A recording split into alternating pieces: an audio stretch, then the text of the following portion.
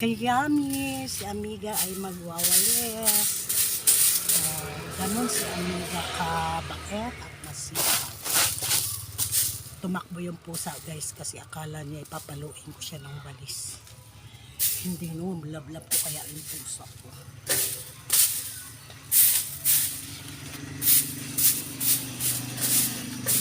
Baka gusto nyo pagwalis ko kayo Kayami. Hindi ko kayo pagwalis.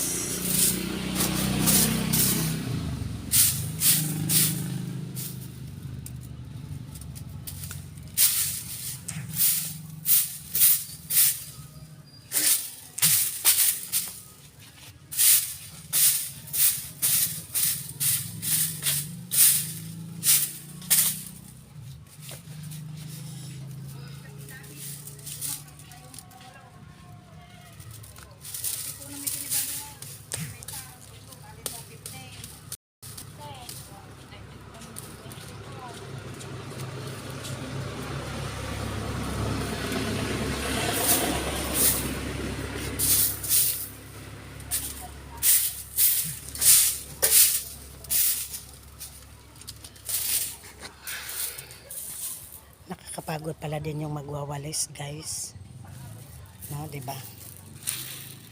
Pwede ko isipin yun para luminis yung bahay, paligid. Bye, have a good day mga Kayami.